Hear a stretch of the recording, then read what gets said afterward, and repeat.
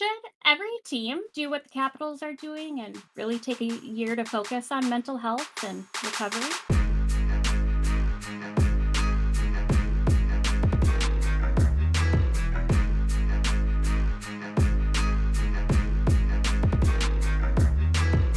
Welcome back, Mother Buckers, to the Bucked Up Podcast.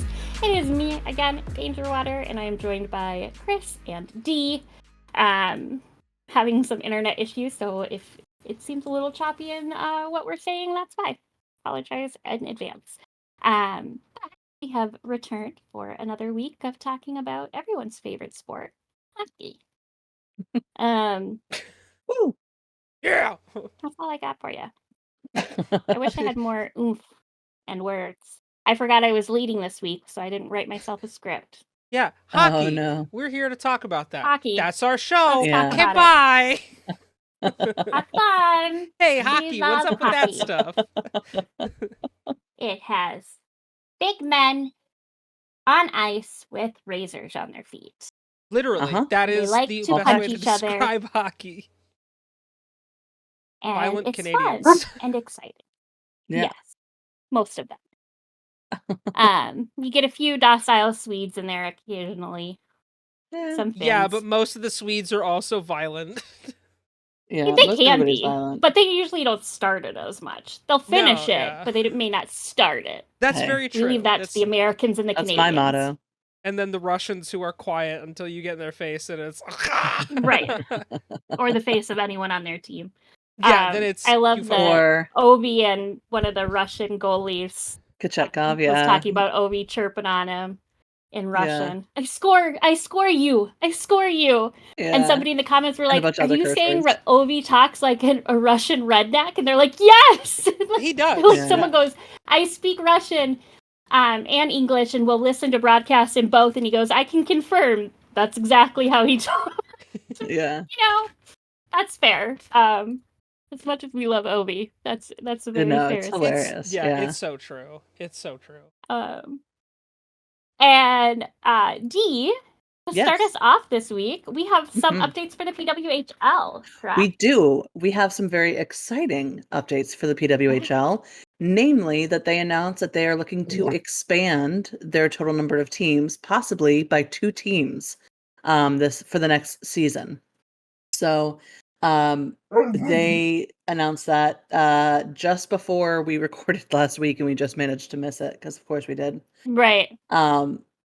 So the vice president of hockey operations, Jana Hefford, told the Associated Press that they're not ruling out any markets, that this is a good opportunity for us to learn and continue to grow.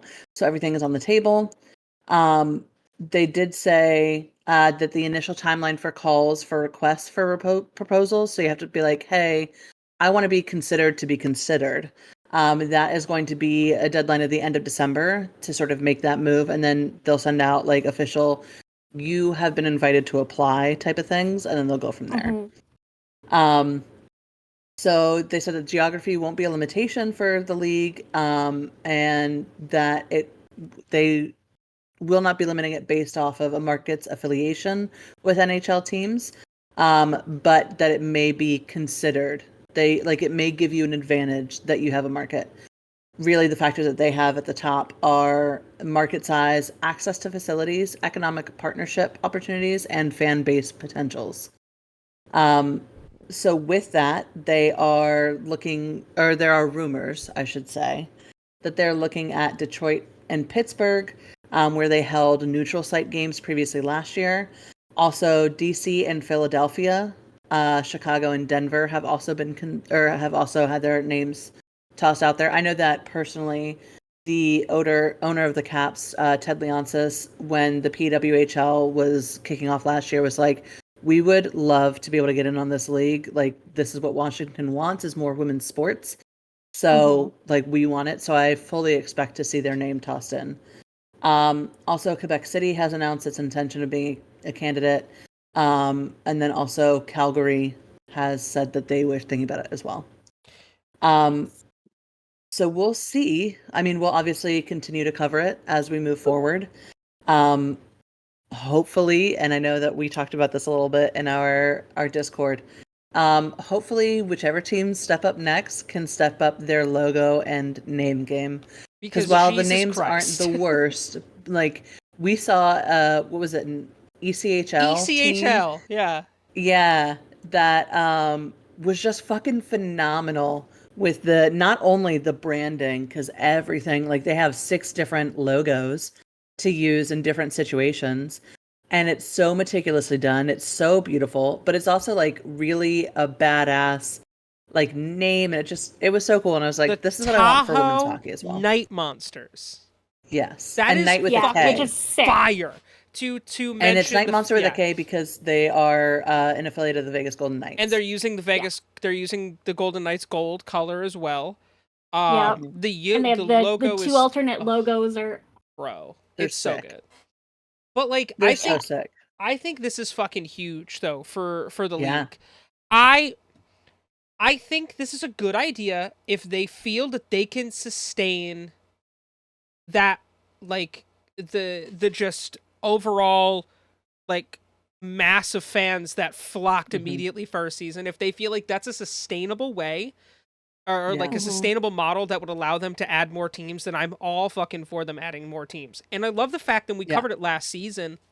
The fact that how many NHL teams reached out midway through the year and were like, "Hey, what's up? We We wanna be kind part of of want to this." get up Yeah. in on this. Like, what's Yeah. the deal?" So no, I'm super stoked. I just again, like you I said, am I too. hope that the name and the logo is better. Well, and funny you should mention that because I just saw that today, the Washington Caps had a PWHL coach come out as an assistant coach or as a special guest coach for practice this morning. Hold on, let me pull up her name. I want to say, I don't want to get it wrong. Um, Fuck, where did I find that? Oh, I know where I found it. Where I find all of my news, Facebook. Facebook. Yeah, because that's a super great and reliable place to find your. I was just Yeah. gonna say No, but this one is legit. It's Rachel Flanagan, assistant for PWHL's Toronto Scepters. I was gonna say Toronto, but I was like, nah, I'm gonna be fucking wrong. But I was right. So yeah, she came out on Tuesday to be a special guest coach during the morning skate. And so I just think that like with us seeing stuff like that, with them bringing in some coaches from the PWHL to help out with an NHL skate. By the way, again, this was at a Washington Capitals practice. And with Jessica Campbell being an assistant coach for the Seattle Kraken, I think we're going to see a lot of teams in the NHL that are like, listen, we've heard fans, they want to see women hockey. Like they want to see women's sports in general. And so I think we're going to see the PWHL be overwhelmed by the interest expressed.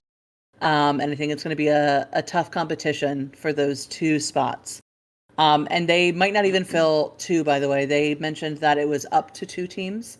But depending on all the calculations they have to do behind the scenes, they may only expand it by a single team this year and then a single team next year. Right. They're trying to take the slow and patient approach to make sure that, like you said, Chris, that it is a sustainable growth and that it's not a flash in the pan. Because like, sure, you want to cash in on hype and marketability, but it's like also, I think the perfect example of going too hard too fast is the MLS. I mean, when they first initially started expanding, they were popping off, and they ended up losing 3 clubs before the most recent batch of expansions, which I think they're up to 28 teams now, 26, 28 teams. Yeah. But they had lost like 3 clubs, like right off the rip in the midst of all of this because it got big, but they just didn't have the fan sustainability to keep everybody there. Yeah. So I don't want to see the same thing happen. I mention the PLL all the time because of how they're doing things and how it's working. I think that's a good model. Establish what you got and then talk about growing, because they're also talking about growing to 10 teams in the next couple of years. So I think the PWHL, if they're going to follow that trend and make sure your product is good before you start worrying about adding 16 teams, you know? Right. Which is why I think they're starting with 2. And I wouldn't expect that we would see them add another team or 2 the following year. I think they would wait like probably 2, because right now they just went from 24 to 30 games per season. Yeah. I think we would see them try and grow the game count. I don't know if we will ever see them get to an 82 game stretch, but I think we'll see them grow the game count before we see them grow the overall number of teams again. Well, I would be my think guess. I think that's what you have to do. You know, you have to make Yeah. sure A, that you're giving enough product, and B, you're keeping the fans wanting more. Mhm. And Right. we're like a Exactly. couple weeks away from puck drop in the Yeah. season. The 20th is the first game, so Yep. we're getting close. I might have to take a trip to Boston on a Wednesday Yeah. night, or now, you know what, even the Thursday night, make that happen. There you go. There you go. Well, we see the, PWHL expanding. Forget it. I can't think of a good segue into the next topic. It'd be like Scratch that. that. Have some Hall of Fame news, Yeah, I believe. we are a week away from the induction of the 2024 Hockey Hall of Fame class. It'll be on November 11th. So our draft class. Yep, that's where we're at already, guys. Yeah. Skip the whole year. Woo! We're drafting again. We're drafting. The Hall Back of to the Fame draft board. induction class of 2024 features Colin Campbell, David Poyle, Natalie Dorowitz, Pavel Datsuk, Jeremy Roenick, Shea Weber, Chrissy Wendell Pole, and it looks like they are, I think if I'm reading this right, Jana Hefford will be involved in some sort of events for that, with all of that as well. Yeah, Probably for the female player category. I believe so. I would assume. Yeah. I mean, I don't think it's any surprise that like any of the names on this list. I mean, Jeremy Roenick's been waiting kind of forever. Pavel Datsuk is one of the greatest Russian players of all time. Yeah. And like Shea Weber. I mean, and then you just have the women's category with Natalie Darwitz and Chrissy Wendell Pole, who have done amazing things in international play. Mhm. David Natalie Poyle, Darwitz is a native of St. Paul, Minnesota, Danger. Who So there you is? go. Hometown girl. Natalie Darwitz. Oh,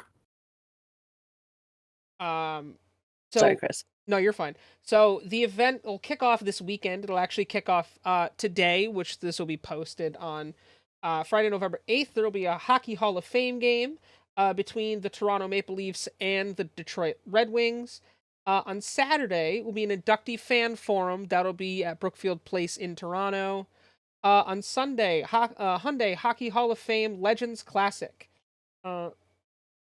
which will be captained by both Jana Hefford and Eric Lindros. That'll be at Scotiabank Arena in Toronto. And then to top it all off on Monday, it'll be the 2024 induction celebration at the Hockey Hall of Fame in Toronto. I imagine that that'll be broadcast somewhere, probably NHL Network if you have it. I don't know who else would do that but them. I just think it's stupid that you can't get NHL Network on everything. Very true. But yeah, no, I'm super hyped for this class. I feel like there's not a single person in here that isn't deserving. I mean, think of all the teams David Poyle's worked for and all the teams Colin Campbell has been with. So yeah, that's super cool. I always forget that the Hall of Fame is done at the beginning of the season and not like in the off season like most sports leagues do. But yeah. Yeah, they announce it in the off season, but then the actual ceremony is like 5 fucking months later. Yeah, it's always in November too, and I'm always like, fucking NHL, why you got to do that? Well, and also like, why are you going to do that? Why are you going to host it at the Hockey Hall of Fame in Canada in November? Yeah, like weather-wise, that just seems going to be a little fucking cold. But I do like that with every year. It's not just like the Pro Football Hall of Fame or whatever, where it's strictly like, like NFL players and stuff. The cool thing about the Hockey Hall of Fame is you get women's players involved, you get front office people involved. I'm pretty sure there's a couple broadcasters in there. Like if Mike Emmerich doesn't get inducted at any point, this is a goddamn travesty and I will riot. Doc Emmerich is the GOAT. Yeah. But yeah, I love that everyone is included, and if you had any sort of big impact in the sport, you will be recognized. Yeah, you'll be in the what they call the builder category, as someone who built the league, not someone who played in it, which I think is cool. Yeah. Very cool. Very nice. Then going into some other notable players around the league. Dee, who do we have coming up for the Stars of the Week? And monthly for last month, too. So I think our stars of the we'll start with the stars of the week. Actually, no, let's reverse that. Let's start with the stars of the month. As we talked about, I believe last show, maybe it was a different show. Maybe it was 2 weeks ago. I don't know. Time is an illusion. And the NHL has now partnered with Geico to have a fan of the month. And so every month they're picking a fan that they want to honor for what they have done for the team. I have no idea how they picked it. They don't really talk about it, but that's fine. Apparently it's none of our business. This week, their 4th star of the month is a passionate and long-standing New Jersey's Devil fan, Mark Bauman. Mark hails from Sandyston, New Jersey, and has been a Devils season ticket holder since 1986.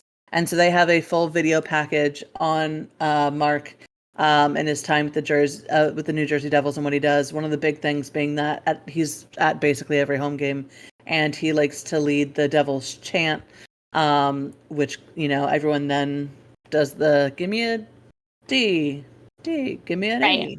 He does that whole bit. That's crazy. So if you want to go and watch the video package, it is on the NHL website, and Geico probably shared it somewhere too. I don't know. Y'all can figure that out. But that is our 4th star of the month. That's crazy. He's had season tickets for almost just about the entirety of the existence. Yeah, of that team. That team came about in 82, I believe. So yeah. I mean, that's nuts. Again, let's start a petition to get Grandma posthumously inducted as the 4th star of the month. Yes. It'll be on change.org. Right. Whatever. Other petition. I'm sure there's other ones that don't result or anyway, go ahead. In some exciting news, though, our 3rd star of the month is none other than a left winger out of Minnesota named Kirill Kaprizov. Hell yeah. So Kirill he had 5 goals, 13 assists for a total of 18 points in 9 games played, and paced the NHL with 2 points per game. And it's 2.00, but like whatever, 2 points per game. Right. Finding the score sheet in 8 of his 9 contests to lift the Wild to a 6-1-2 month, while leading or co-leading the team in goals, assists, points, and plus-minus with +8. The 2020-2021 Calder Memorial Trophy winner also ranked among the top October players in multi-point games, tied for first with 7, assists, tied for third with 13, points, tied for third with 18, power play assists, tied for 7th with 5, and power play points, tied for 9th with 6. Kaprizov, who placed 2nd among league forwards in average time on ice with 22 minutes and 49 seconds, set a career high with 6 consecutive multi-point performances to close the month, matching a franchise record established by Matt Zuccarello from January 14th to the 28th in 2022. The 27-year-old is averaging 1.21 points per game since entering the NHL in 2020-2021, sitting among league leaders in that span in power play goals, 5th with 59, goals, 6th with 165, overtime goals, tied for 6th with 8, points, 10th with 348, power play points, tied for 11th with 123, and game-winning goals, tied for 16th with 23. Whew, that's a lot of numbers. Yeah. But congratulations to Kaprizov. Yeah. What do they mean? I don't know. Yeah, he's been on the list. He was there a couple of times last season. And it's good to see him hit it already this season. Hopefully, it's not the last time we'll see him be one of. I imagine not. I imagine not. Yeah. But we'd love to see it. We do. That brings us to our 2nd star, which is Kyle Connor, left winger for the Winnipeg Jets. Connor, with 9 goals and 8 assists in 10 games played, also collected points in each of his October appearances, setting a franchise record for the longest season-opening point streak while propelling the Jets to the top of the NHL standings via a 9-1-0 month. Highlighted by an 8-game winning streak to begin the campaign, he started the year by becoming the first player in league history to score in 7 straight season-opening games, and closed the month by becoming the 5th Jets/Thrashers player and second fastest after Ilya Kovalchuk to reach the 500-point milestone. Connor additionally placed among October leaders in game-winning goals, tied for first with 3, power play goals, tied for first with 4, goals, tied for third with 9, and shots on goal, tied for 12th with 40.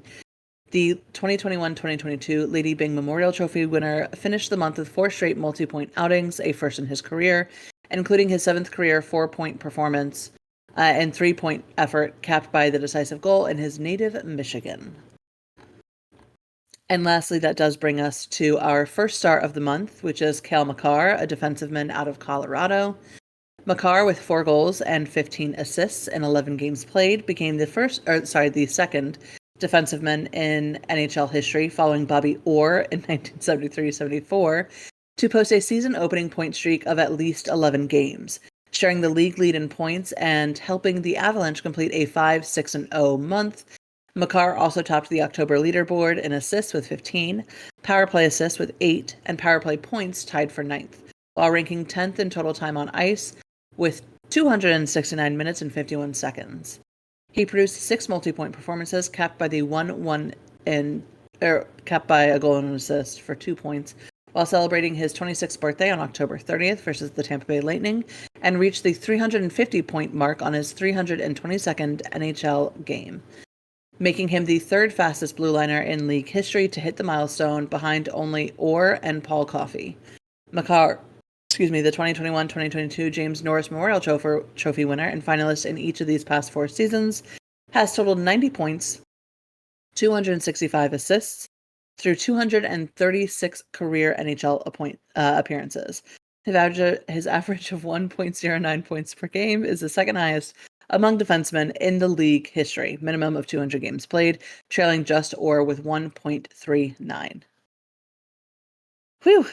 Cale Makar is a beast. It's unfortunate that Colorado is technically not doing as hot as they should be with how good of some of their team is. Yeah, they're fucking 5-7. Yeah. They're not doing so hot. Not a good start. But that doesn't take away from, his efforts. So congratulations to them. But that does bring us to our 3 stars of the week, which I think is going to have some people upset, but we'll see. Our 3rd star of the week, Sidney Crosby, a center for the Pittsburgh Penguins. Crosby factored on 7 of the Penguins' 8 total goals, all except an empty netter in their final game, totaling 4 goals, 3 assists, and 2 game-winning goals in 3 games to lead Pittsburgh to a pair of victories. He posted 3 helpers, his 64th career 3-assist game, and 180th career 3-point performance, which is 7th in NHL history, and a 5-3 loss to the Minnesota Wild. Crosby then scored twice in each of his next 2 outings, highlighted by his 22nd career overtime goal, 2nd in NHL history, and a 2-1 triumph over the Anaheim Ducks for a career game-winning goal, tied for 4th in NHL history. Which I think the only person he's behind in that 22nd overall overtime goal might be a certain one who's in first place. I don't know. Which is so fucking fitting. Anyway. It is. The 37-year-old Crosby, who leads the Penguins with 5 goals and 9 assists in 13 total games this season, will face Ovechkin for the 70th time in regular season and 95th time overall when Pittsburgh plays them on Friday, November 8th. You can bet your ass that both Chris and I will be watching that game. Probably not in Discord, though. Maybe we'll see if we can work that out. I'm always available. Yeah, there's always a chance. So yeah, our 2nd star is none other than Martin Necas, a center for Carolina Hurricanes. Necas shared the league lead with 3 goals, 6 assists in 3 games, tallying multiple points in each contest to lift the Hurricanes to a perfect week and their 6th straight victory dating back to October 22nd. He collected 1 goal and 1 assist, highlighted by an assist on that Sebastian Aho's overtime winning goal, and a 4-3 win against the Vancouver Canucks, Necas then registered 1 goal and 3 assists, both his third career 3 assist and 4-point performances in an 8-2 win versus the Boston Bruins. He added 1 goal and 2 assists, including the tying goal and an assist on the game winner in a 4-2 victory over the Washington Capitals. The 25-year-old Necas, who has found the score sheet in each contest during the Carolinas' current 6-game win streak, ranks 9th in the NHL with 6 goals and 12 assists through 10 total games this season. His 18 points are tied with Eric Stahl, who has 9 goals and 9 assists, for the most by a Hurricanes/Whalers player through the team's first 10 games of a campaign. Necas is a beast. I hate seeing him on the ice because it usually means he's going to get a couple of points against my team. Necas, if you ever want to come over to Washington, let a girl know. Not that I can do anything about it personally, but I would just be excited. I love seeing him on the ice because I have him on my fantasy team. So Martin, you keep doing you, boo-boo. That's funny. And yeah. Thank you. Okay. What were you going to say? I was going to go into the next star. Yeah, no, go ahead. Okay. Our first star of the week, which I just love. Our first star of the week is none other than Alex Ovechkin, a left winger for the Washington Capitals. Ovechkin scored in all 4 of his games, leading or co-leading the NHL in goals with 5, points with 9, plus minus with plus 7 to power the Capitals 8-3 to a 3-1-0 week. He notched 2 goals, his 174th career multi-point performance, second in league history. Which I actually don't know who that record belongs to, but I want to say it's Wayne Gretzky, but I could be wrong. Which record? I am double checking it. It's in fact Wayne Gretzky. So there you go. He's second to him in very few records anymore. We're all watching that big one. Anyway, in a 5-3 win over the New York Rangers, that was his 174th career multi-point performance, just to finish that thought.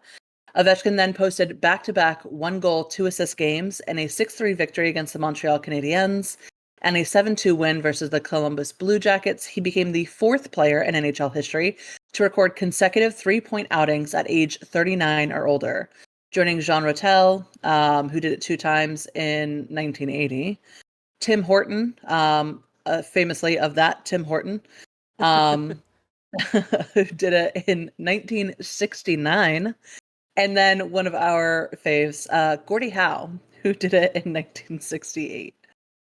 Ovechkin finished the week with 1 goal in a 4-2 loss to the Carolina Hurricanes, making him the first player to register a 4-goal game streak at age 39 or older since man of my heart, Jaromir Jagr, who did it in 2013. Ovechkin ranks second on... right? He ranks second in Washington with 7 goals and 7 assists through 11 total games this season, and now has 860 goals in his NHL career, just 35 shy of passing none other than Wayne Gretzky. Here's the thing with Gretzky, right? If you look at NHL records, he holds 61 of them. So odds are he leads the record. Right. That's how good I did see he was. I saw a really fascinating infographic on the race to most goals when comparing Gretzky throughout his career and then Ovechkin. And of course, it doesn't take into account the fact that there was a lockout and then the COVID years, which definitely slowed Ovechkin's upward trajectory for sure. But Gretzky actually went like super high really quick and then sort of like leveled out.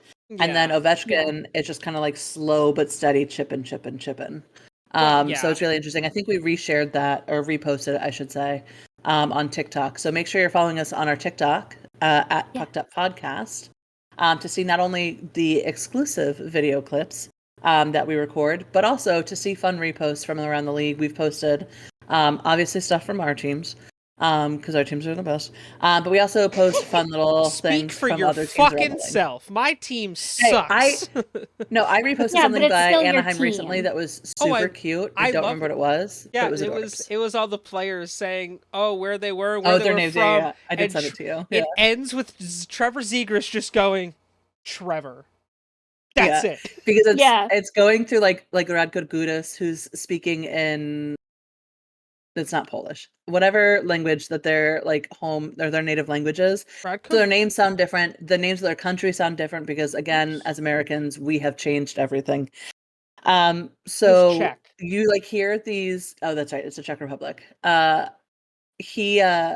They all say it in like their native tongue, and then you just have Trevor, and he just goes, "I'm Trevor," and like doesn't say where he's from. It just the clip ends. This is the So most genius. Very well done. How Trevor. else do you do it with the American on the team? Just Trevor. Yeah, Trevor, and it's like no emotion. He's not even smiling. He literally Just like, deadpan. I love it. yep, Yeah, Trevor. this is why I love Trevor That's Seagrass. so great. Yeah. So genius. So yeah, I do think it's funny how the Right. last week I was complaining about the first stars It's and how perfect. Wilson wasn't included in that list despite having some putting up some incredible numbers, including his like I think it was like a 6-game point streak or something like that. But then this week you have two greats who are really leaders throughout the league, who have been battling and been compared to each other for years, and they're split between first and third overall. And I just think that that's really funny. It amuses me to no end. We did recently get news on another topic that, at least here at Pucked Up, we've been talking quite a bit about the last couple of years, and that is head injuries and safety regarding it. But the NWHLPA is forming or will form an advisory committee to help the players better understand chronic traumatic encephalopathy. It's not how you say it correctly, but my tongue doesn't want to work. That's fine. I can't tell you how many times I listened to how to pronounce it, and I still can't do it. But it's better known as CTEs, and it's the damage that concussions and repeated blows to the head can cause to the brain. Many athletes posthumously have been diagnosed with CTE. It's very common, of course, in hockey and in football, but other athletes as well, since Combat it is something that sports as comes well. about with concussions. Boxing, MMA. Yeah. As someone who's had a boxing, shit ton of concussions, lacrosse, I'm I'm just the sure. early onset. Yeah. I lost count at 5, so I'm waiting for that CTE to come. Right. But the biggest downside of it right now, at least, is that it can only be diagnosed after death via an autopsy and the word I'm looking for. I don't know. But through they have to autopsy like cut and into you looking at big time. Like they can't just. It's not like they can just like crack your head open and be like, "Ooh!" Like they like really have to get their hands in there, and that's why it can only be done at death. Unless they open up your brain and go, "That's soup." But yes, so it is a great thing to see the league really start to focus a committee or make a committee focused on something like this. Their goal is to have more support for players for education about CTEs, as well as having it be led by medical experts in the field and other players. And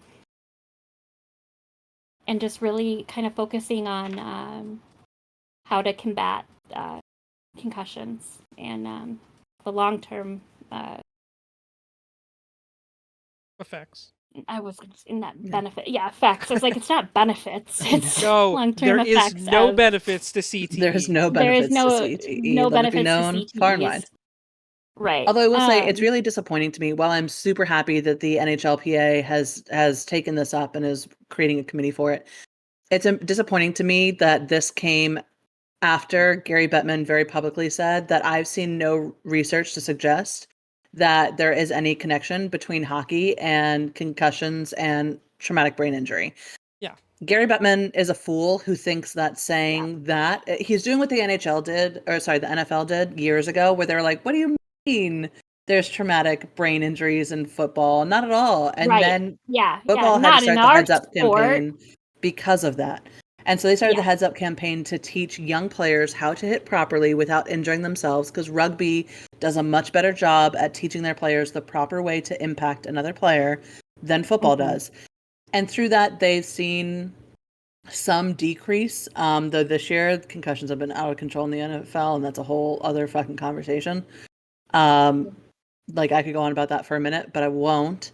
But Bettman is living in that, and it's like, bro, we've all seen it. Everybody knows it. It's why a majority of parents are not enrolling their kids in contact sports at young ages prior to middle or high school. And I know this because I'm deeply involved in my community, in the youth sports community, through lacrosse, but also I obviously know a lot of people in hockey and football and rugby and all of that kind of stuff too. So I'm seeing all the numbers come in, and I'm talking to parents on a regular basis about whether or not they're enrolling their kids. And it's the danger of head trauma at a young age is the number one fear. And I know girls that I've coached that got multiple concussions while they were in high school, who were at risk of not being able to play anymore in high school because of how severe that trauma can be on a young, like still forming brain. And it's still just as dangerous to an adult brain that is fully developed.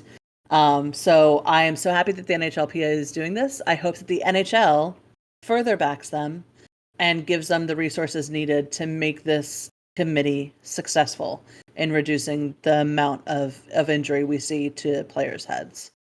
Yeah. Yeah, no, it's as someone who did have concussions at a young age from contact sports such as hockey and lacrosse. It's yeah, it's no bullshit. And anyone who thinks that it's bullshit is clearly delusional, because I myself and have obviously dealt with it in my own time, but like I've witnessed it firsthand to people that I know that can't play it, that couldn't play anymore. Like they were told you should never ever play again. And that's crushing to hear as an athlete, like to be told, oh, you can't do something that you love anymore. It's like everyone needs to be better. And like they literally made a movie about the guy who told the NFL, yo, this shit's really happening. Yeah. Like, let's talk about this. If you haven't seen the movie Concussion, it's actually really good. So yeah, no, I'm all for this committee. Yeah. No, I think it's much needed. I think that it's going to highly benefit a lot of the players. Because, knowledge is power, and the more you can know about something, the more you can try to protect yourself, and give yourself as many chances to, decrease your probability for concussions. But, I think, I just think it's a long awaited and much needed thing in the league. So I'm happy to see it happening, but I do agree with Dee in that, Bettman definitely, I'm sure is eating his words right now and what he has been quoted as saying before, because it's Bettman. He said some dumb shit before. This isn't the first time. This is nothing won't be new. the last either. Oh no, it won't. We all know it won't. No, we're sure of that. Yeah. But, and I think it being headed up by the PA versus the NHL specifically, like I know that they're both in it together, but being that NHLPA is the kind of driving force behind it, I think is we're more likely to see it stick around. And, because players that are into it. Like, it's not necessarily a mandatory thing, but it'll be a... I don't know. I have trouble with words tonight, apparently. Fair. Well, and this I'm pretty sure this is a perfect segue to, question of the week, right? Injury. Oh yeah, no question of the week. Oh, I forgot about that part. But so the question of the week this week is that the Capitals head coach Spencer Carberry has talked about how much the team is really prioritizing their recovery and mental health support this year. And so specifically, we were wondering, do we think that this will be adapted by any other teams. Obviously, it's something that I think every team should adapt. Mm-hmm. Yeah. But whether or not they will is a different story. So, D, like, yeah, do you think not only will it be adapted, but who do you think would be the first teams to really implement this? So just to give you some background on what it is that we're talking about specifically, Carberry recently came out and mentioned that they have, he started giving time off more during busy weeks. So for example, we had a back-to-back Saturday into Sunday, where we played the Columbus Blue Jackets at home and then the Carolina Hurricanes on the road. And so ahead of that, and with other times when we had back-to-backs against Philly, we had a back-to-back Philly at their home, then Philly at our home. He was giving off, like, he wasn't doing morning skates the day of if they had just, played the night before, things like that. And also he's really been encouraging his players to take time off to do mental health checks and all that. He said specifically that he spent some time at the Commanders facility, which is the NFL team we have here in Washington, and looking at how they travel and some different techniques they use, and trying to look for better ways to manage workload, and recover more quickly. And he just said from where it was 10 years ago to now, it's amazing how much stuff is out there. It's about trying to find the right stuff that works for you and your group. I'm a big believer in that and think that you should say that you have to say that stuff. It's not the old school way of doing this. You have to find new and better ways to do things. And I think that focusing on that, first of all, we talked about an 82 game season from October to May, or really April, is really tough. It's a really fast paced setting. You're traveling a lot. And as we've mentioned, these players range from anywhere from like 18, 19, all the way up to 39, 42, 43. Like it kind of spans a wide age group. And it's a lot. It's hard on the body. And one thing we've started talking about more recently is that mental health aspect of, like, when your body is going through it, your mind is also going through it. And so I think it is really impressive to see a younger NHL coach, someone who is in his first season as a head coach of an NHL club, come out and be like, no, we need to prioritize this. And we're actually looking to the NFL for how they deal with some things. Mind you, the NFL does not have as grueling of a season. They play, what is it, 12 weeks, something like that? There's 17 games. So 17. It's an 18 week Close season. enough. Yeah. And they just travel once during that time. Yeah, pretty much. So not just like single, but like they travel once a week versus we're about to hit a West Coast swing where we're going to be in 3 different like states in a matter of a week and some change. So right. I think it's really important that coaches start considering it. And we did see, from my experience, we fucking smoked the Columbus Blue Jackets. Chris and I watched that game together a little bit. Wow. Yeah, we 5-0 in the beat first the shit out of period. them. Like, bro. Yeah. That's insane. Yeah.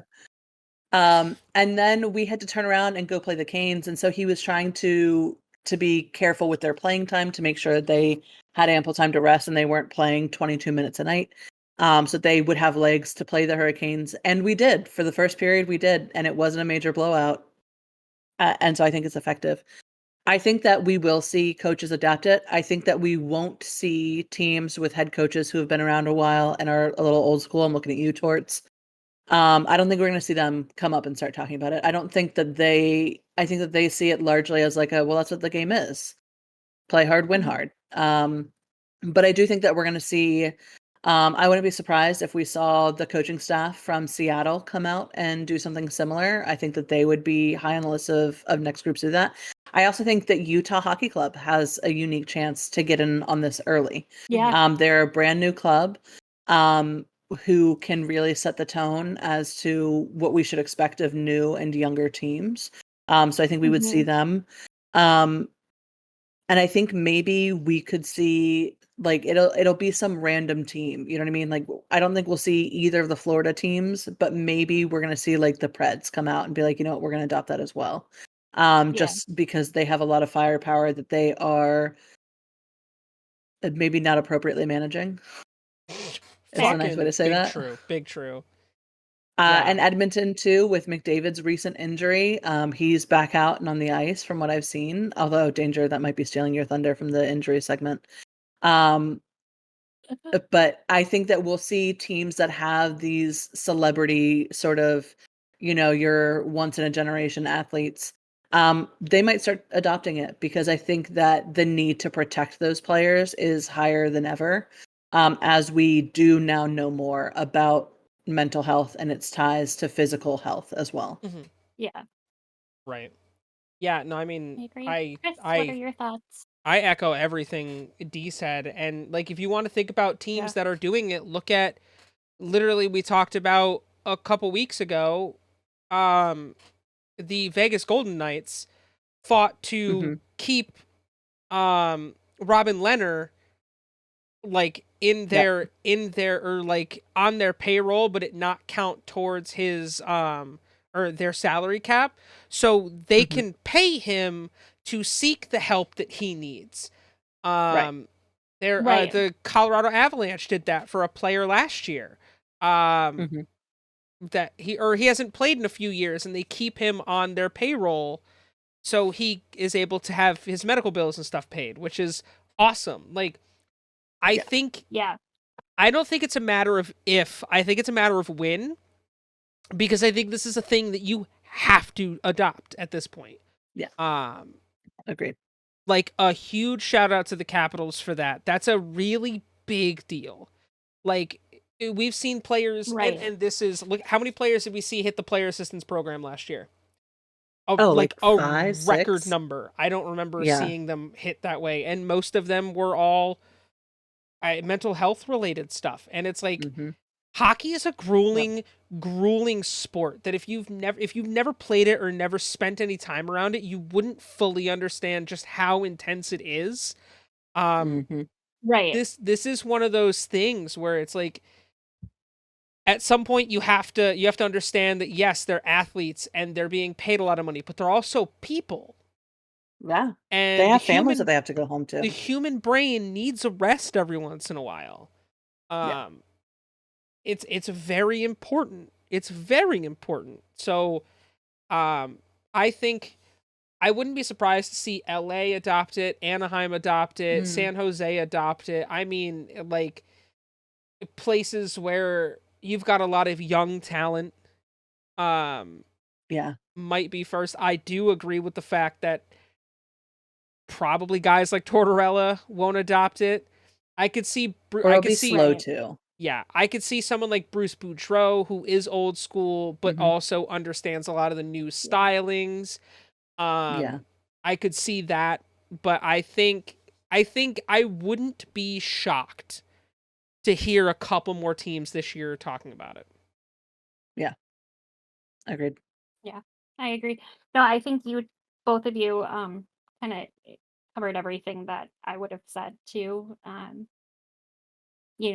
of course would love to see the Wild adopt a lot of these practices. I don't know that it'll be right away. I don't think it's outrageous to say that it could be right away, though. Another very conscious, driven forward franchise is the Minnesota Wild. Yeah, very true. Right. I mean, we do take the time. We give the players the time off that they need when they need to recover from injury. There isn't a lot of, I feel, rushing players to come back from injury. I feel like our organization at least has been really good about, letting the players kind of, along with their medical teams and everything, of course, but determine when somebody is ready to come back. And it's not like I don't think our coaching staff is like, no, we got to have them on the ice tonight. Like, it's no, like we would rather have them be a minimum at 90 or 95%, if not 100. Because sometimes players come back and play through it, the end of a recovery of an injury, and like, especially in playoffs, like, we've seen players. I mean, I think it was Joel Eriksson Ek, I think 2 years ago, played into playoffs with a broken leg, broken tibia, I want to say. But that was his choice. It's not like the team forced him to do it. Playoff hockey does a lot of things to people. I was going to say, playoffs are a different beast too. Yeah. So I do think though that like um, players have done that in the past because they're like, this is what hockey is. You have to do it. And I would love to see right. less players being that risky with their body Oh, because they absolutely. Yeah. feel like they have to. You know what I mean? It's tough because you want to help Especially your with team win, but at the same time, it's like right. you have to be able to be healthy enough to really play next Is season it too. worth it? It's Is really tough. the question. You know, Right. if you're playing Right. for a cup Um, and that 5 seconds helps you on the ice and helps your team win a Yeah. championship, sure, I can see it. I'm right. not necessarily in favor of people playing injured because that's how you hurt yourself and hurt your team even more. But like, Yeah, Right. yeah, it's a weird thing. It's a very weird it thing, and I is. think Yeah. we're finally like opening up the whole like mental health aspect of of sports that I don't think people ever really think about. You know, I Yeah. mean, the NFL Right. is definitely another one where we're starting to see more and more players come out after they've retired about mental health struggles. Yeah. Arian Mhm. Foster, who used to be a running back for the Houston Texans when he retired, talked about that and stuff. I Yeah. know a bunch of players have. So yeah, Yeah. good on the Caps, and hopefully they Yeah. set a No. trend here. Yeah. Absolutely. And I think that, the Caps being as well regarded as they are as an organization will certainly help other teams, especially teams like Utah, um, Yeah. want to adapt it faster because, Right. the, the Caps have just been so well respected, Right. for Yeah. the for the most part anyway. Of course, everybody Everybody has has their their moments. teams that they dislike, but Yeah. but yeah, so I think that I think we're moving in the right direction, I as far agree. as the league goes. Yeah. I agree. Again, like, and I'm somebody that doesn't think, that checking and fighting should be taken out of hockey. Oh, I think big that those agree. are staples of the sport. Part of So it. don't get me wrong and think that I'm somebody that, feels like we should play the way the Pee-wees play. Right. However, we need to be more conscientious about what injuries can do to these people for the Yeah. rest of their lives. Throwing your body around with Literally. reckless abandon. Yeah. Right. Turns out it's not good for These you. people are human not beings great. and have No, families and it's deserve really to not. chase and run their, chase their kids around as much as the next person. Agreed. Yeah. So, but they also have some of the best doctors in the world that they can They really Mhm. do. look after them. So, There and I Lexi had Brown the has talked benefit of, about that a lot on yeah, TikTok.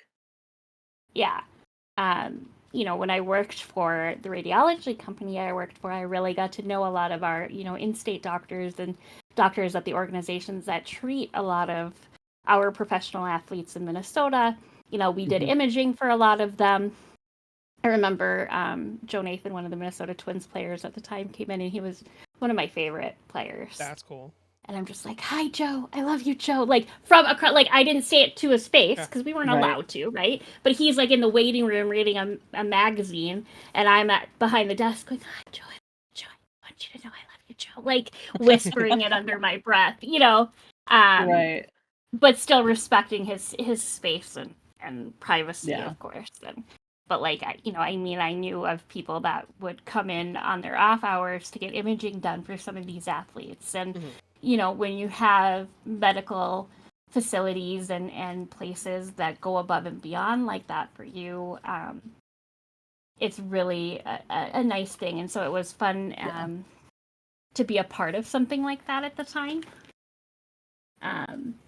But I also, certainly got to know from the inside what, some of these doctors and who they are, not only as medical professionals, but as people. And, Right. So they really, really do have some of the best brains in the world that look after them. And I think that that's a great thing. So, Yeah. Agreed. then moving on, it kind of goes right into talking about, the injuries and stuff. However, I always like to start this segment off with the bad boys of the league. Yeah. It's naughty boys. We really only have, I think it's one. Naughty. Yeah, one more naughty boy this week. From the 30th, Matt Steinberg of the Colorado Avalanche got suspended. I'm sorry, for 2 games. For charging Eric Cernick. That forfeits $9,361.98 of his income. What a dick. So, Yeah. Charging I isn't, think that's when we see Charging was frequently. brutal too. yeah, He didn't even make an was attempt. I mean, it he was didn't even make an attempt to slow down.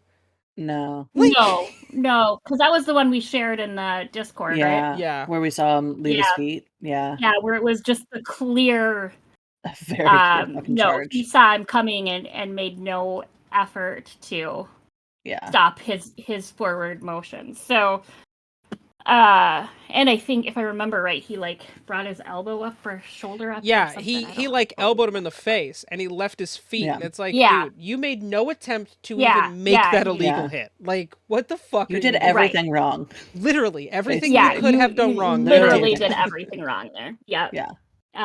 It was pretty bad. Pretty bad. It was real bad. So, we have also, with it being the top of the month, we have lots of updates on players. Any new injuries this week, though? Good. Granted, by the end of me comparing all of these lists, I am seeing stars. So if I have some that are wrong, fair. Please forgive me. But starting with Anaheim, as always, update on John Gibson with that abdominal injury. He had that appendectomy, I believe, right? Yeah, we could really use him back. On IR. Expected. I know. Yeah. Expected now to be out until at least November 8th, which I believe is this Friday. Yeah. So I'm sure that'll end up being like a reevaluation period. That's what a lot of these updates I've seen have been, is that, they're putting the next meeting with team doctors or whatever. So we'll see how it goes. For Boston, we have Alec Regula with that knee injury on IR, expected now to be out until November 29th. So they're giving him a full month there because that was updated on last Tuesday.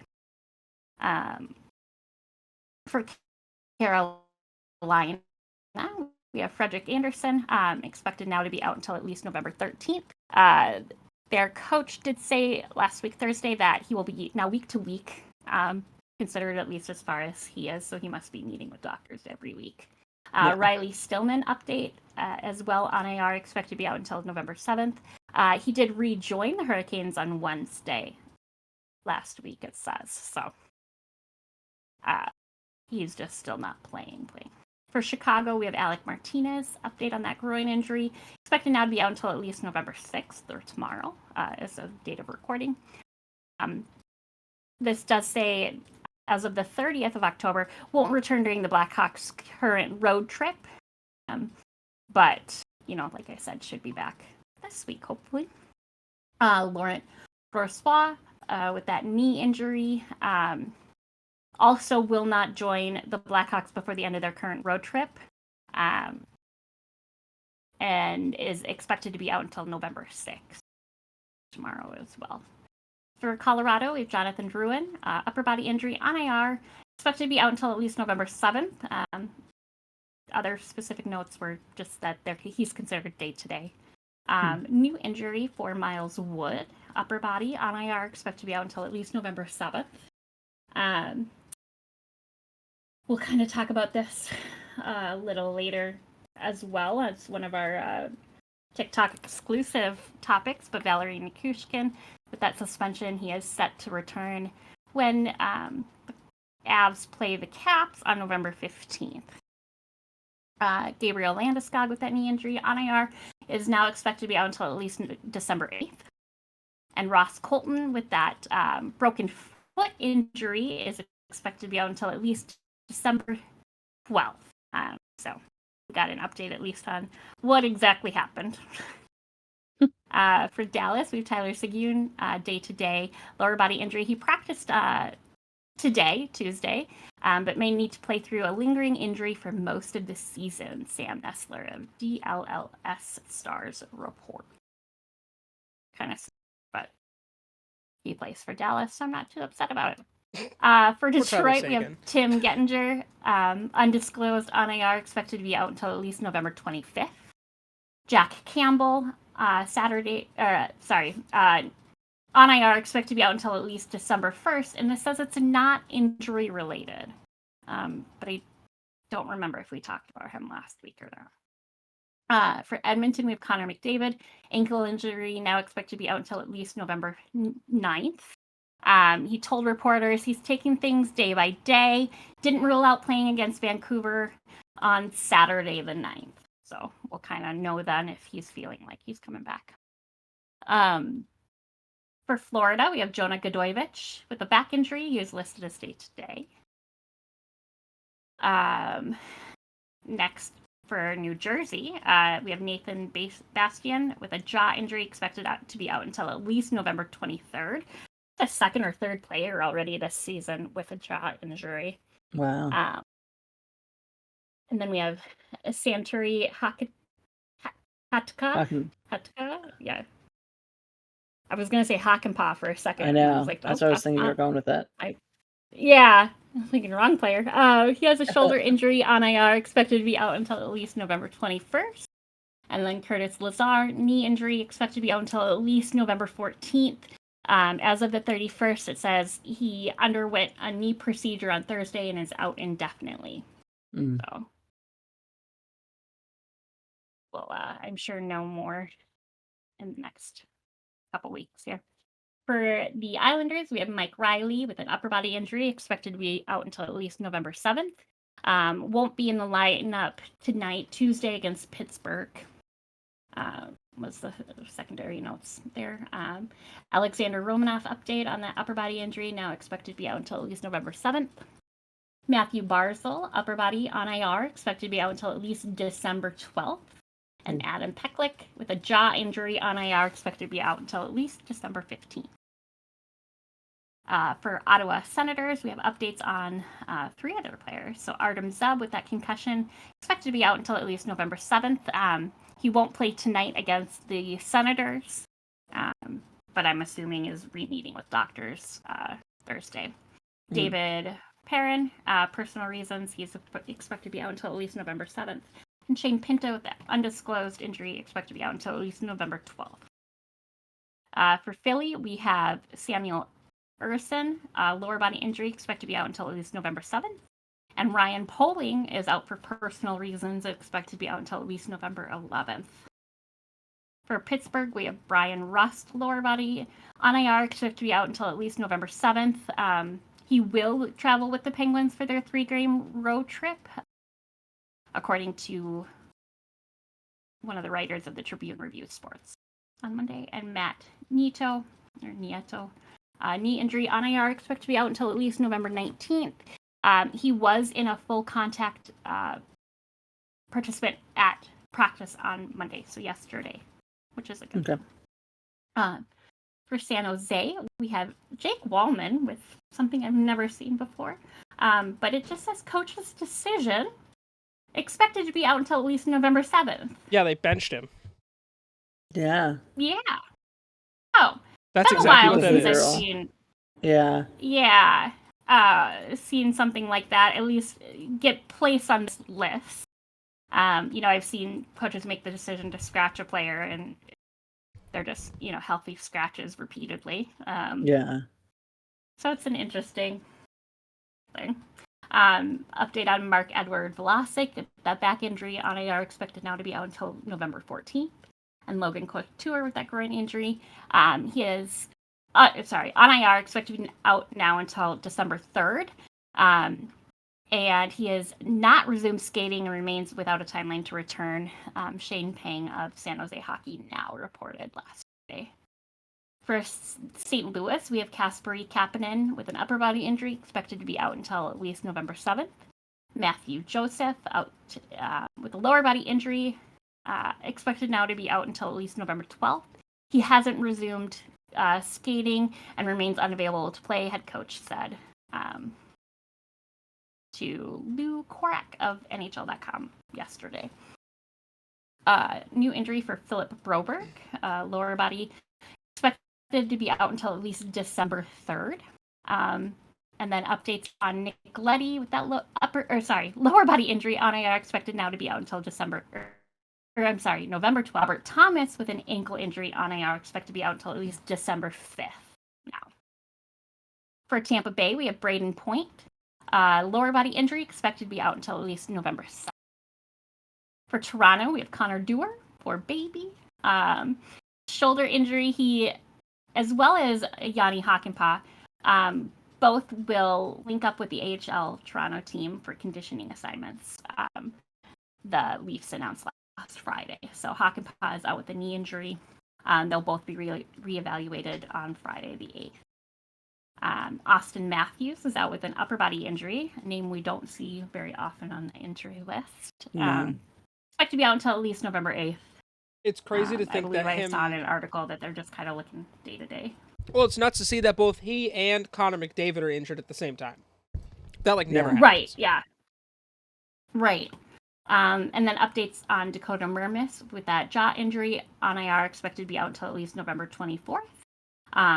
And Callie Yarnkronk with a lower body injury on IR, he is also expected to be out until at least the 24th. So seems to be the next doctor day. For the Vegas Golden Knights, we have Ilya Samsonov.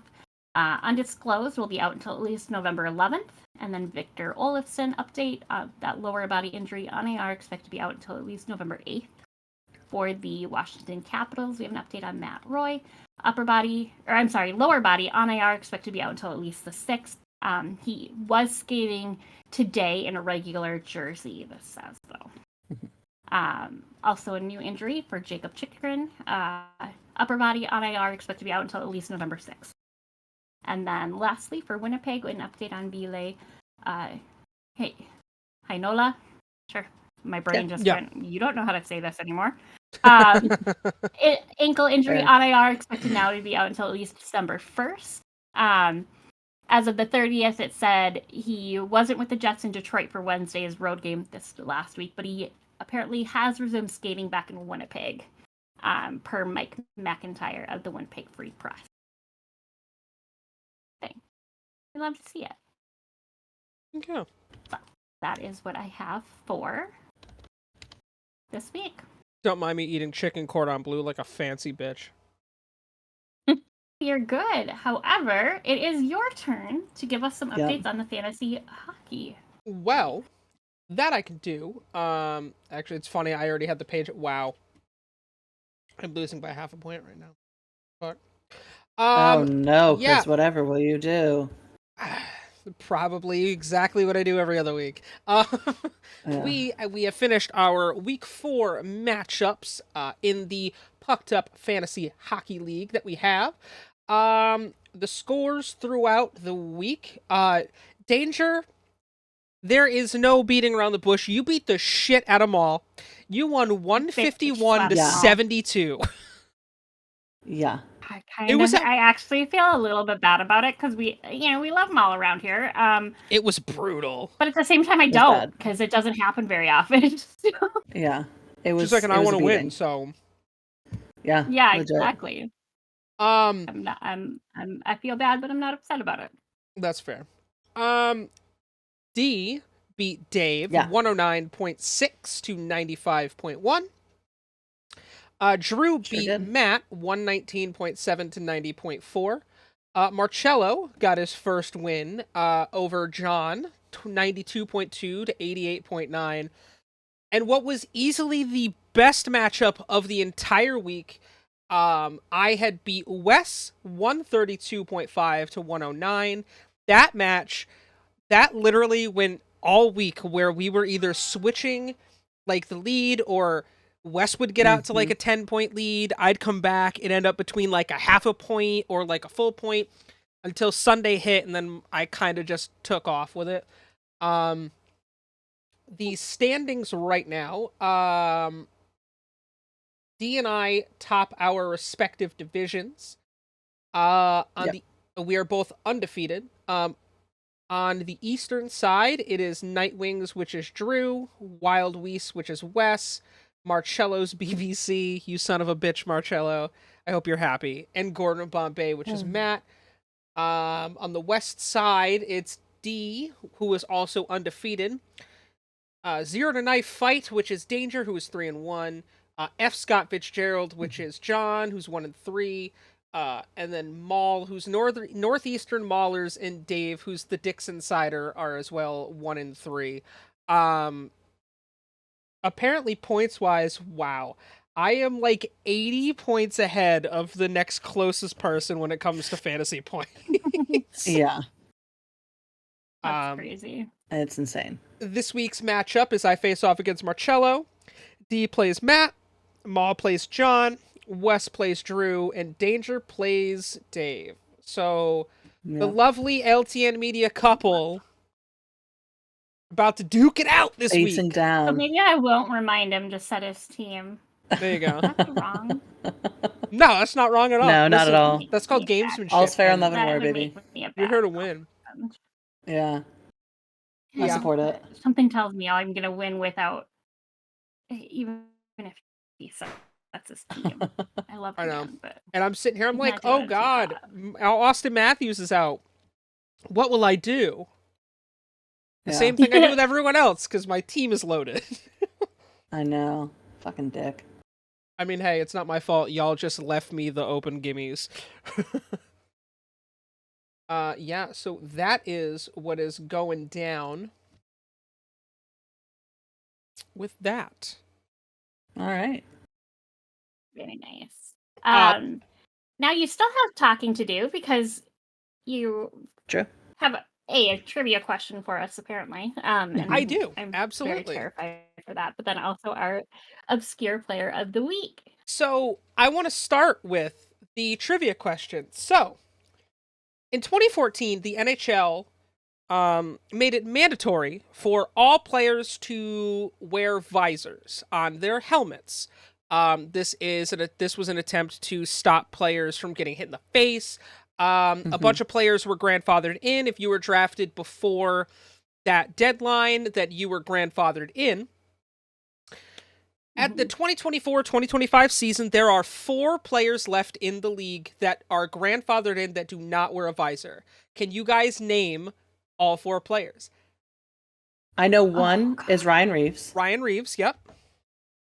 Yeah. And I do know the other 3. Remind me of the year again. Oh. Well, this is current players. Which 4 active players are still grandfathered Right, in? but what year was it? The rule in Inducted. The rule 2014. Yeah. I'll put it to you this way. These are all 4 I'm pretty players sure Brett that you should Burns know. doesn't wear one. No, he does. Does he? Yep. Okay. It's not Gudis. I know Gudis wears one. Merrill He- doesn't. John Merrill doesn't. Yeah, he does. Oh no, I'm thinking of people. Okay, no, I'm thinking of the wrong.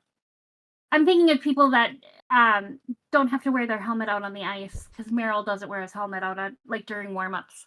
Yeah, no, this is players who do not. I will give you a Yeah, hint, no. Danger. Okay, so visors. One of them plays for your No, team. Yeah, I had the wrong image in my head. Yeah. One of them's on my team or DC. And you No, can't look my this team. up, Dave. No, he plays for the Wild. One of the players plays for the Wild. But you were correct. The first player is Ryan Reeves. I know that one for sure. You're both going to be pissed I'm if like, you bro. Can I don't look get at it. our team roster and remind myself of some of the players? Sure. It's not the Wild, but he is in green. Jamie Benn. Yes, there's one. But yes, there is. That's Yeah. one. So there's 2 more. Yep. I'm gonna kick myself so hard. Yeah, you're good because once you Hold figure on. it out, I you're just like, fuck! I just need to look at all of our Yeah, names. one of them plays for the Wild. I'll give you that hint. Cifalino? No. Okay. Sorry, I'm also trying to mess with my fantasy team Trying right to now. I think should of focus on like one who thing. I've seen without him. Riley? O'Reilly? Ryan O'Reilly is one. Yep. Good call. Is it Middleton? No. I think. We've talked about him a few times too. Hartman? No, he wears one. Freddie wears one. Yeah. And I know it's not like Hockey Stammer or wears any of one. those guys. It's not. Nope. Stammer absolutely has one. The last Yeah. player is on the Wild. You got 3 of the Bogo? 4. Yes. The Oh, 4 Bogosian. players left: Ryan Reeves, Oh, Ryan O'Reilly, Zach Bogosian, Interesting. and Jamie Benn are the 4 players without Yeah. There you go. You guys were both like, I don't know if I'm gonna get this. You know all 4 Yeah. players. You just No, don't D think got about it 3 anymore. of them. Yeah. Yeah, I you knew don't. Reeves for sure because I just watched that fight between him and Rempe, and I was like, "Mother, you're so stupid."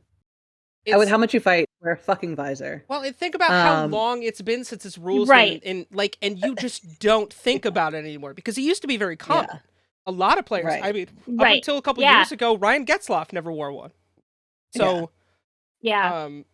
like, isn't that crazy that there are still 4 players? So it's but then it's interesting too to look at how many players have started wearing them because they see the benefit, obviously, of wearing them that necessarily wouldn't have had to. Like they've been in the league long enough.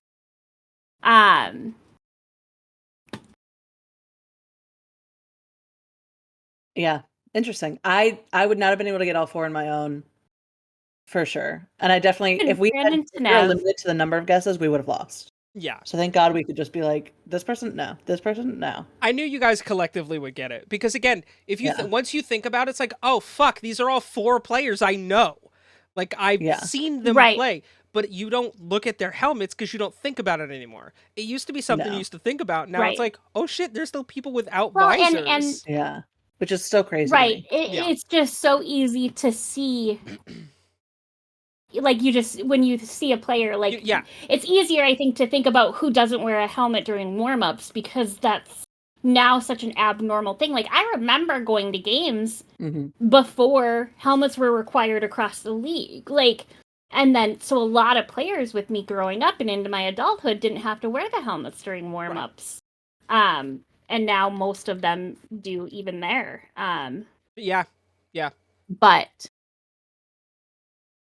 But yeah, that led me through another rabbit hole here. But no, well, I think interesting. No, that was a good question though. Yeah, I think every week I'm going to try to bring you guys a trivia question just to see if you can get it. It's not going to be like crazy. Yeah. Like it's not going to be who had in 1979 who scored 35 goals and it's like no, we'll try to make it fun. I'll come up with some good ones. But I saw that one on like Instagram and I was like, oh no, I want to see if the girls know this one. Moving forward to our obscure NHL player of the week. There we go. We have a player by the name of Matt Johnson.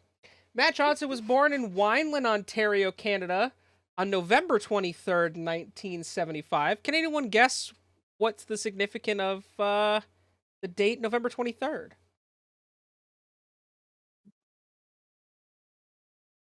No. I share a birthday with this man. Oh, I was going to say birthday, but I was like, nah. October. No. If we did, we would have missed it. And granted, we're 17 years apart, but he was a left winger that was drafted 33rd overall in the 1994 NHL draft by the Los Angeles Kings. In his 473 games, he had 23 goals, 20 assists, and 1,523 penalty minutes. 31 penalty minutes in his 16 games in the playoffs. He is the all-time leader in franchise penalty minutes for what team, D? Carolina Hurricanes. Danger, you want to tell us which team this man leads? I know.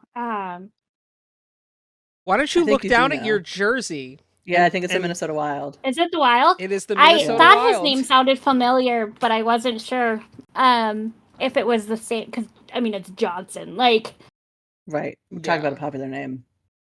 Right. He played from very nice.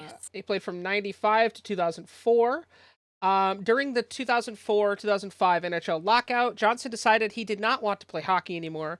In an interview with a Minnesota newspaper, he explained that his shoulder, which was reconstructed during that offseason, had been feeling great, and after a few months of no hockey, he would wake up in the morning with no pain and constant aches, like he had when he played. He decided that he did not want to go back to being an enforcer. And after a few days later, the Wild organization bought out his contract, and today he remains unofficially retired. It said Johnson moved in with his parents at their farm in Pelham, Ontario during the 2005 lockout. Johnson struggled with difficulties adjusting to life after hockey. His erratic behavior eventually led his family to attempting to enroll him in rehab in 2006. As of 2017, Johnson is estranged from his family and is homeless. His last known location is living on the streets of Santa Monica, California. For nearly a decade, Johnson had been missing but resurfaced in 2017 after an altercation at a Santa Monica Denny's. That's depressing. Wow, that's really sad. That's so That's heartbreaking. Yeah. You know, you hate to see it, but this sort of stuff actually ends up being a lot more common than you'd think. Yeah. Pro athletes struggle, especially. Yeah. And when you look at what we've been talking about all night. Yeah, and I mean, he struggled obviously with the mental health aspect of it, and it's like it's the same reason that Jaromir Jagr has taken so long to retire. It's because at some point hockey is all you know. So when life throws a big curveball at you, your brain goes, "Oh fuck, I don't know what to do now." Yeah. So right. Obviously, well, and you know, I kind of hate to make an assumption here, but I'm going to. But you do see sometimes behavior changes in people with CTEs. You know, of course, you don't know that it is a CTE until after they've passed, but I wouldn't be surprised. He was an enforcer in the NHL.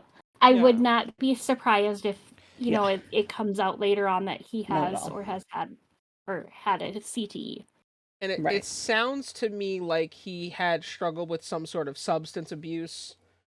Yeah, I would assume so with rehab. You know, I mean, it's unfortunate. For sure, because that's, again, a lot of cases and for a lot of athletes that retire.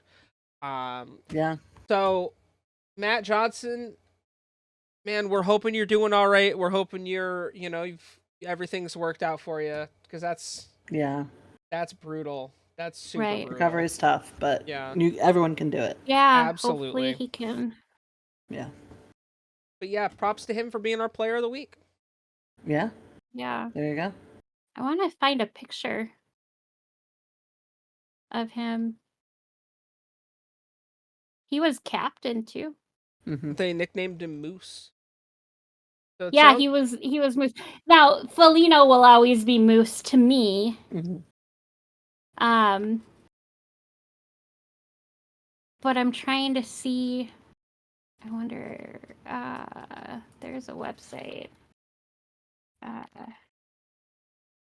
I'm just curious if I can remind myself what he looked like, because he would have played for us at the beginning of our franchise. So he's probably on the poster that was on my grandma's den. That's still on the den. If he was there, because that was the inaugural season. Yeah. She still has Boogie in a couple of pictures. She gave me one of them. So now no one can say shit to me, because I did everyone's team. Fair enough, Chris. Well, that then concludes our episode for the week, unless either of you have anything else of note you wanted to mention quick. No. Okay. Well, we want to thank everybody for coming out and listening to the episode this week. Please don't forget to follow us on all of our socials, which will be linked down in the description if Chris does his job right. Chris always does his job right. No, I know. But again, for those of you that don't know, we recently started a TikTok, and we do have TikTok exclusive content that we post there just about every day. And then we, tend to repost awesome stuff that we find from other accounts, of course, hockey related. So follow us there. But otherwise, we want to thank all of you mother puckers for joining us for another week. We love you, and we will see you next week in the Face-Off Circle.